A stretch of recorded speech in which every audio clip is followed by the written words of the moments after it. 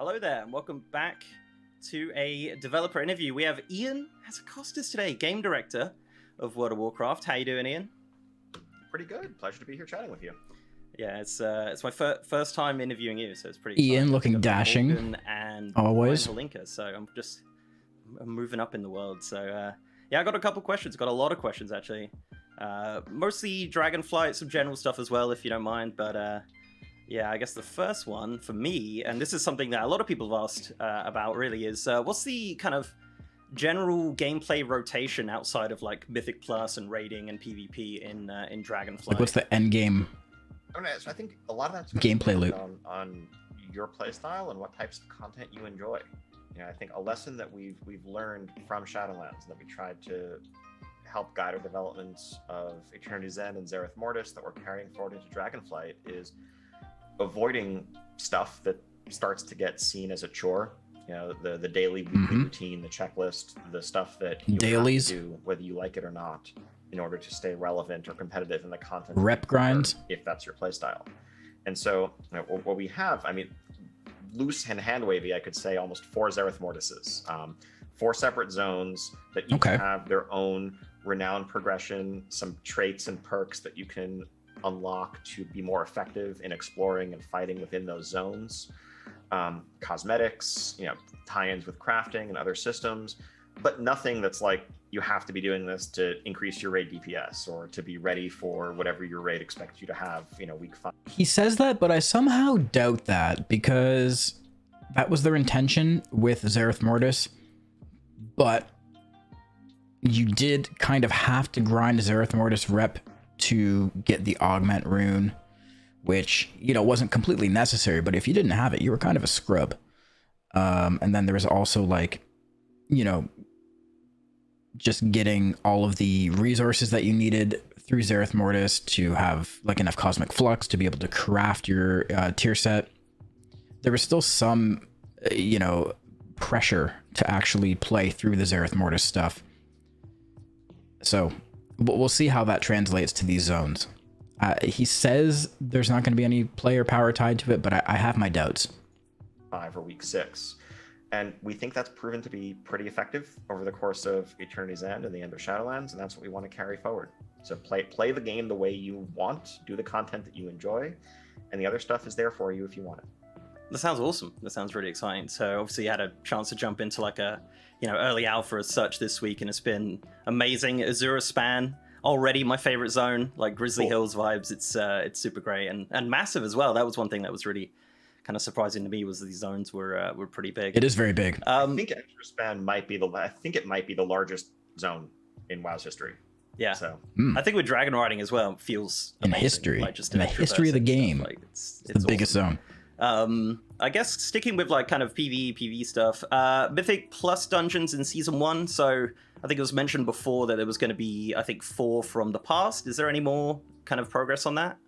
Yeah, we think we have a tentative list. So I think it's 4 new Dragonflight dungeons and 4 old ones initially.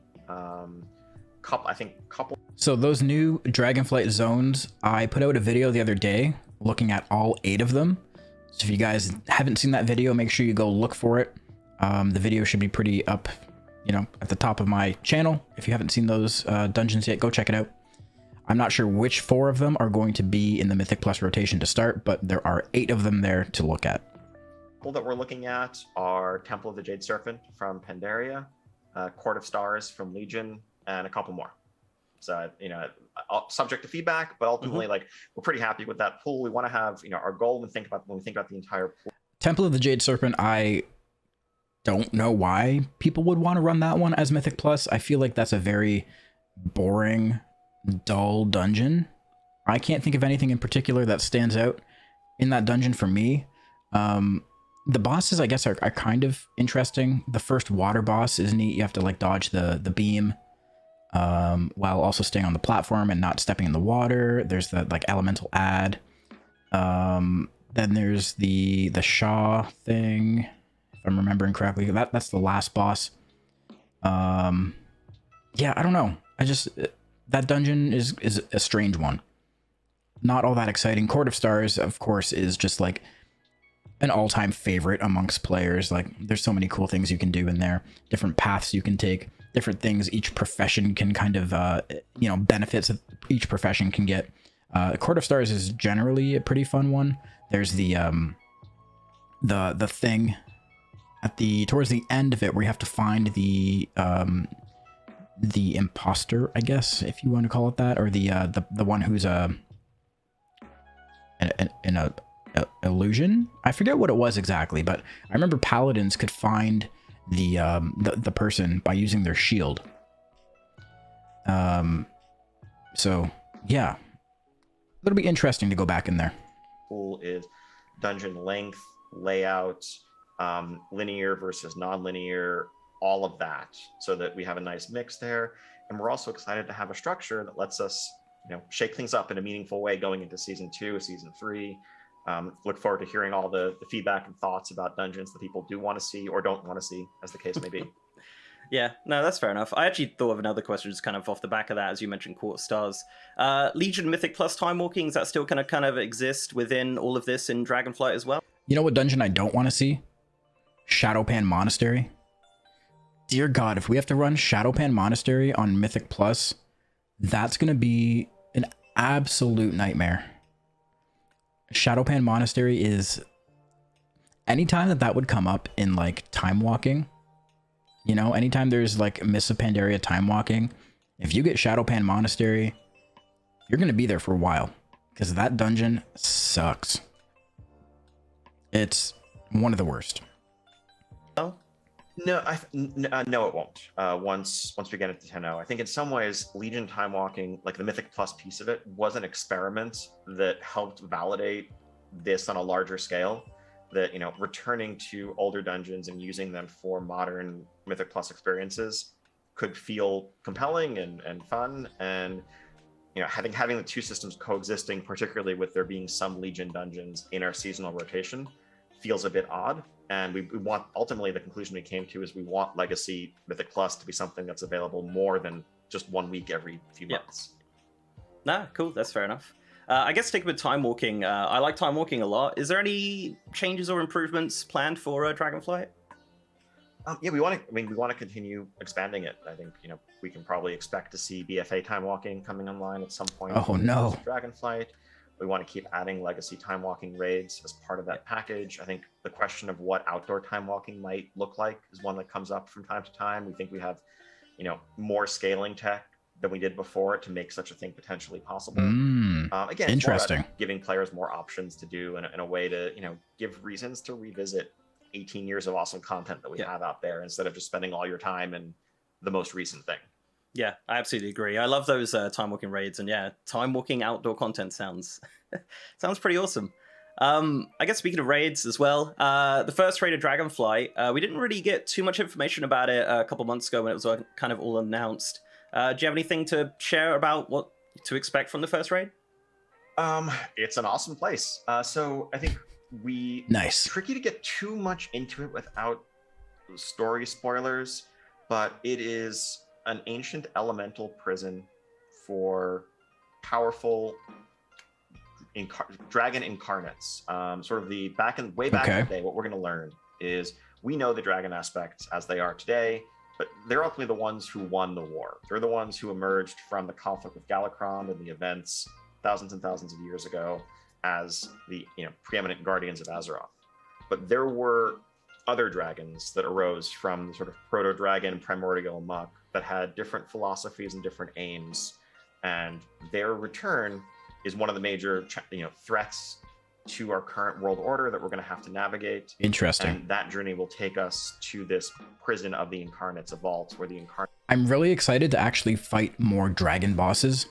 That's such like an MMO sort of staple, like an RPG MMO type of thing, right? Like banding together with your buddies to kill some dragons.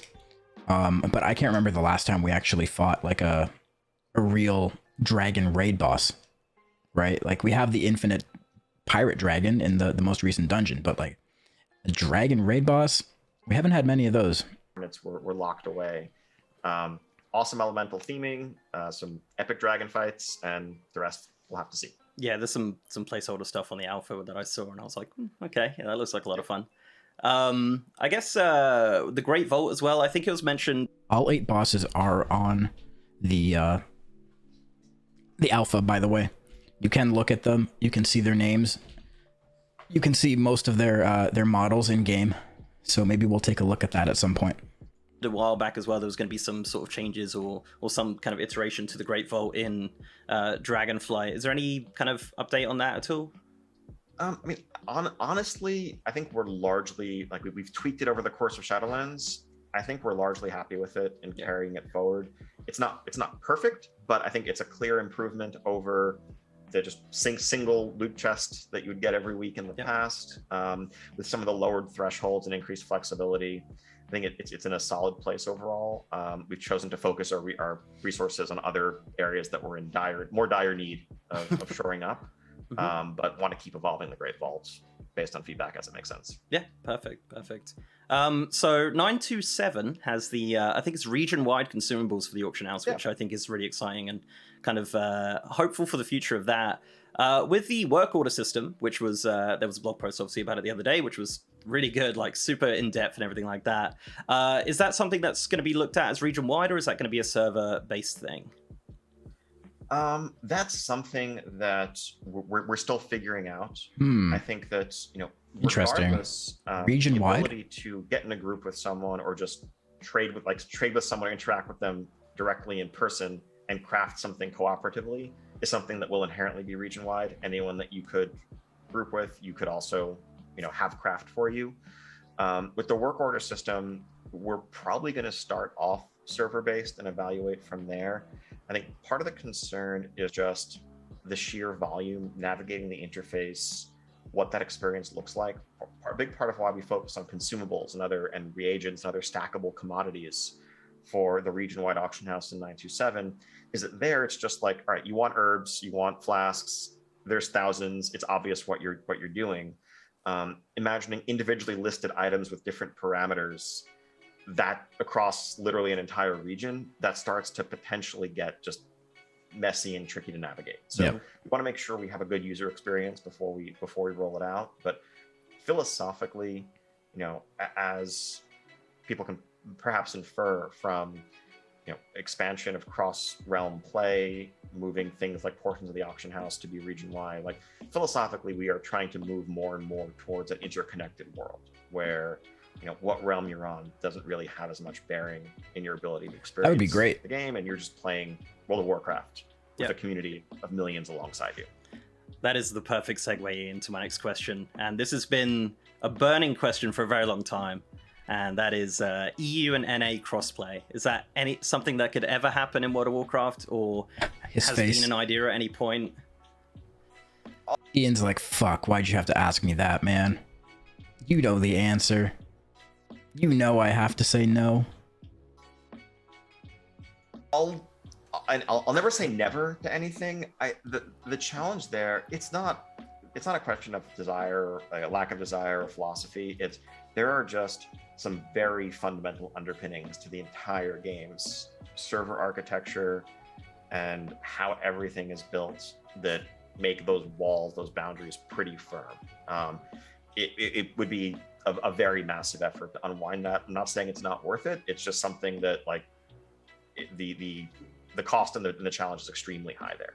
There's also some stuff we have to think through, like what that means for time zones, what that means for raid lockouts, which are all on different weekly schedules for good reasons, and that no one wants their raid to reset at. There would be a lot of things to figure out. What does that look like if people could coexist?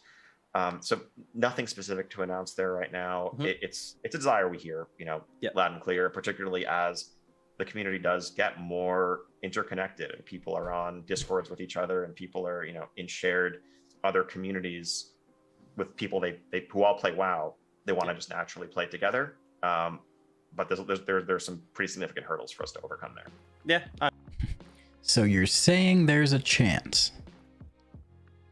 Understand it. Yeah, I could imagine. It's been so long. It's been separated. It's just could be a massive headache to put it all together. Speaking of, I guess, separation and things that have kind of joined together recently, cross-faction has been around for a couple of weeks now, maybe a month or so. And first of all, I want to get your thoughts on how you feel it's gone, how you feel everyone's kind of enjoyed it and whatnot. And obviously, the big question is guilds or expansion of that system. I guess that's kind of the question of sorts.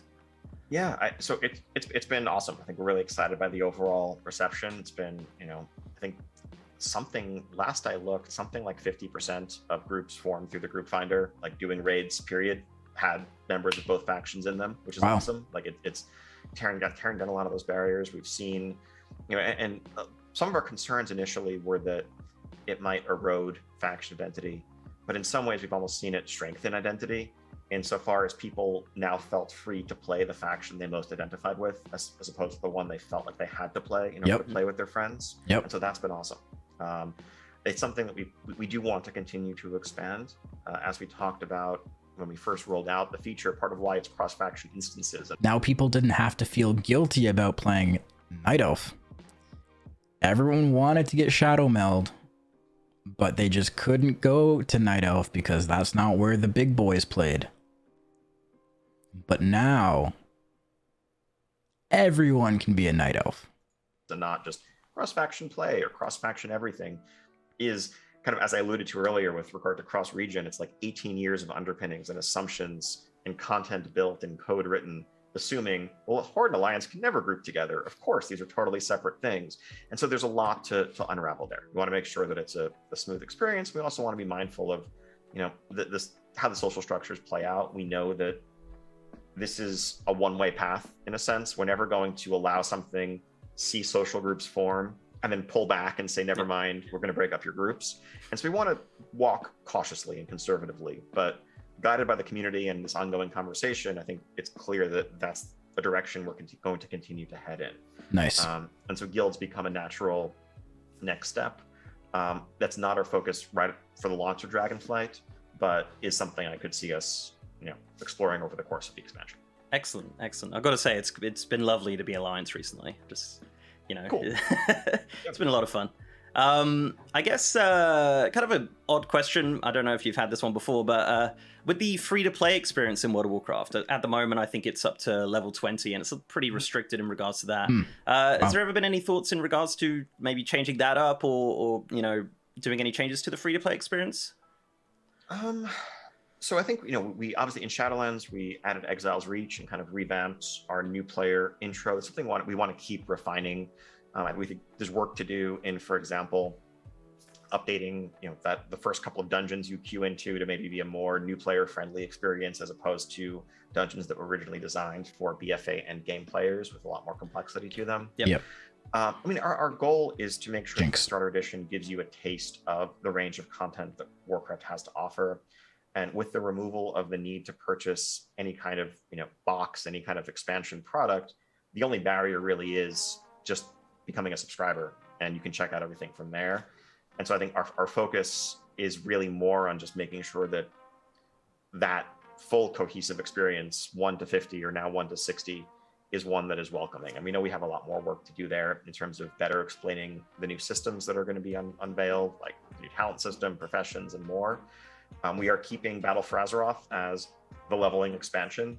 I think thematically that feels like a more natural fit for a new player. Better than Shadowlands. Reach, and you go off to aid Lady Jaina and Kultiris, as opposed to you need to go into hell to rescue Lady Jaina from the jailer as like your second hour questing in WoW. A bit much. Yeah, that makes sense. Yeah. Just go to super hell, just straight after beating up some ogres or something like that. So I guess I think it was mentioned before about account-wide things in Dragonflight. It's something that you're looking into to have, like, a lot of the stuff being account-wide. One thing that's a barrier for entry for at least me, and I know a couple other, a few people in the community, is reputations and, kind of legacy reputations in a sense. I have a character that I played forever and has all these reputations and kind of progress through the expansions. And then I play a new character and then obviously it doesn't have that. Is that something you've ever considered, like going back and looking at account wide in regards to like legacy content? Yes. I think with regard to legacy content, I think there's definitely an opportunity for improvement there. We don't have anything specific to announce for Dragon. They have to be careful with that, right? Like if it's just legacy stuff for kind of like a feat of strength type of stuff, I think that's fine. But in terms of like current reputations, it's bypassing a lot of things for like alts, or if you're switching mains. Like yes, the case can be made that like you did it once, you earned it, but also getting reputation has different benefits for different classes even, you know what I mean? So I think they do have to be a little bit careful with that. I think what Ian's about to say is like things like legacy stuff, like reps from Classic or reps from, you know, Burning Crusade or whatever, those could totally be account wide. But in terms of like newer stuff, I think they do have to tread carefully with that. Dragonflight, but I agree. It's like there's that list of things anytime you think about switching mains, you know, particularly when we introduce a new class, like the Evoker, this comes up. It's like, what are the things that make you feel like you would just be sad if you had to leave that stuff behind? And as much as possible, we do want to make what we can there account wide. You know, going forward, as we've looked at modern reputations, what we tend to do is ask, like, what are the things the reputation gives you? And can those be account wide where possible, while still leaving room for if there's an individual, you know, eye level, whatever helm that's on this track, we may still want that to be part of your individual character progression. Or if you're a tailor as opposed to an herbalist, there is value in, you know, this recipe being something you have to work towards as a tailor, but access to content, cosmetics, other, you know, systems like, you know, the extra legendary in Zereth Mortis and so forth are things wherever possible we want to make account wide. Yeah, love that answer. It's brilliant. It wasn't just a no. That's everything I've ever wanted. So this is a good one. So the encryption of the Dark Ranger stuff in 925, I got to say that was amazing. I do a bit of data mining stuff here and there, and like there was just pretty much nothing in there. It was pretty locked down. I'm pretty down impressed. Is that something we're going to see in the future with Dragonflight content, especially? I hope so, man. I hope so. That's our hope. You know, I think it's a challenge. We know certainly there's an information hungry community out there that will do their best to pick apart and glean whatever clues about even things that aren't encrypted packages. But yeah, and of course we want to make sure that we are testing the content and getting the feedback we need to make sure that, you know, it's good. But boy, is there a lot to be said for just being surprised. Yep. For just, you know, not knowing exactly what's going to happen or where the story's going. Yep. And that's both, you know, things like surprise rewards, it's surprise narrative pieces, but also even things like the way the final bosses in Sepulchre played out, not being publicly tested. I think there were separate tuning issues with Sepulchre as a whole, but that wasn't a product of not testing those bosses publicly. Like we tested Halandris plenty on the PTR, still maybe wasn't hitting the tuning mark there, but there was a lot to be said for just the experience of week one being able to go in and be like, no, there isn't a video I can watch. There isn't a guide for this thing yet. It doesn't exist. Yeah. You know, those things will come out. But if we can at least give that vanguard the chance to experience. I hope in terms of like story stuff, I hope they keep everything locked down so we can't, you know, even though like in this game in particular, in World of Warcraft, I'm not one to read quest text. I don't really I follow like the major broad strokes of the story. Generally the way that I follow the World of Warcraft story is like watching videos of other people describing it, right? I don't really like follow it in game per se, but even with that in mind, there is something nice about being surprised when you're going through, you know, the story in the game, and like you see a cutscene that you haven't already seen on Wowhead before, or you walk into a raid and you see the model of a boss that you haven't already seen. Or, you know, the boss drops a piece of loot that you had no idea was even on the loot table. Stuff like that, I kind of miss from the old days. The story, the world, the content unspoiled. We want to chase that wherever we can. Yeah, that's awesome. Yeah, it's so like, it was so awesome to be on the internet when that Dark Ranger stuff came out. It was just, people lost their minds and it was brilliant. So I got one about the recent acquisition of the Spellbreak team. I believe they're coming in to help out with World of Warcraft, which is awesome. It sounds, it just sounds like a positive in my eyes. 100 new people. What does this mean for the future of WoW, having all of those kind of extra heads working on it?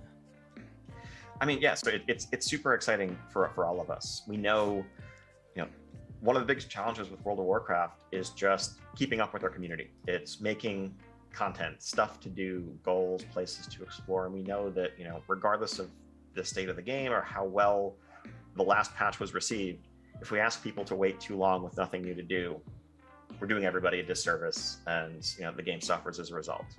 And so we're so excited to be able to continue investing in the World of Warcraft team and bringing in all these additional great developers to help us. This, of course, we've been working with them for just a couple of months, and this acquisition was just finalized super recently. So we're not seeing their work directly in Dragonflight yet, but long term, the goal is just more stuff with fewer gaps in between. And they have a ton of MMO expertise. Many of their founders and their senior developers are people who worked on seminal games that I played 20 years ago that helped inspire aspects of WoW itself. And so it's really exciting just to have all that knowledge joining us. And it's a lot of extra manpower. That's exciting. I can't 100 extra see how people. That all kind of plays out. A bit of a lore question. So the Dragonflight lore specifically, we don't know a ton of what's actually happening on the Dragon Isles, I guess. Over the past years in WoW, it just kind of gets bigger and bigger. There was a big sword. I don't know if you've heard about that. There was some other stuff going on as well with N'Zoth and whatnot, and then going to Hell, obviously. So with Dragonflight, is it more down to earth in regards to the story, or is it going to get, is it going to escalate to some sort of insane threat? I think what he just asked is kind of ironic. Here's my theory, right? He said, is it down to earth? My theory for this expansion is we're actually going in the earth. I think 10.1 or 10.2, we're going to be going under the Dragon Isles. And that's where the next patch is going to be. That's just my theory.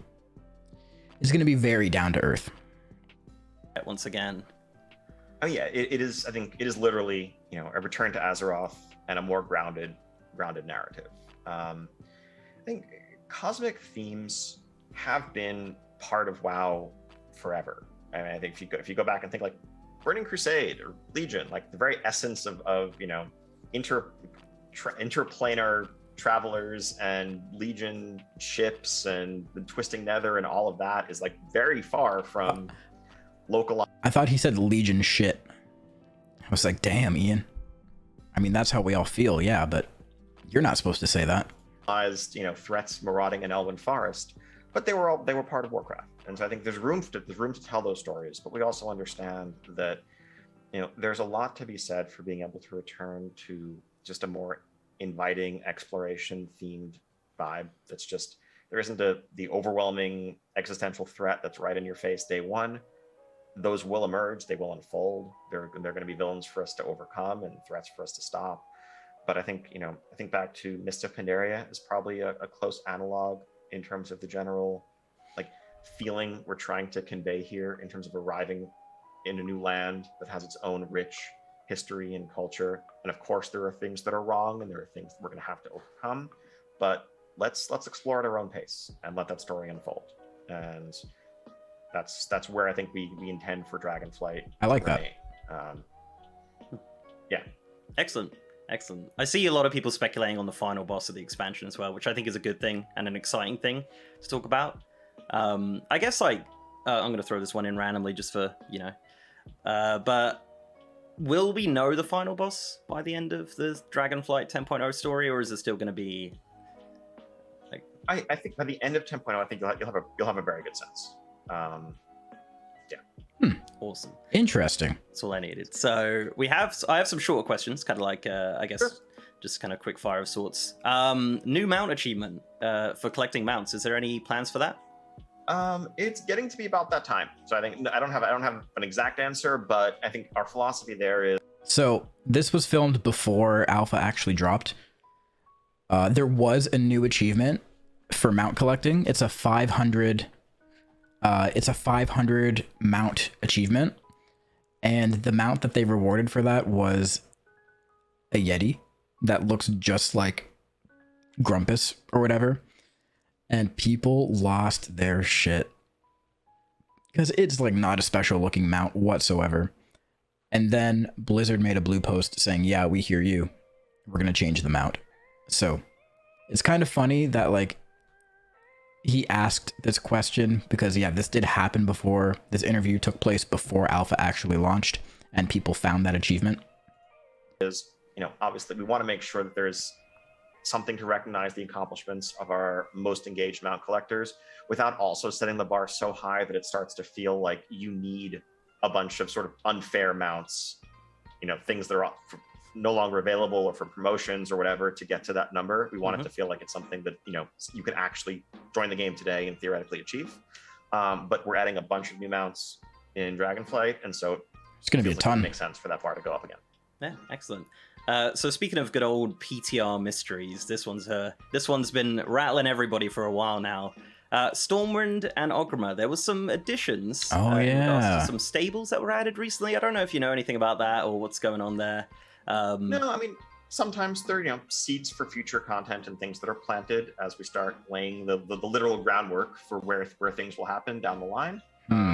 Nothing specific to announce right now, but just some, refurbishing around the major capitals.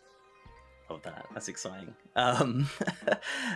Here's a bit of a random one. Eversong, Ghostlands, and I guess Azura's Isle as well. They are on the Outland map, if I'm not mistaken, right? And they have been since Burning Crusade. Right. Has there ever been, I know obviously Silvermoon, with the way it's built, you can't really fly around it. But is that something you've ever thought about kind of rejoining those parts to the original map?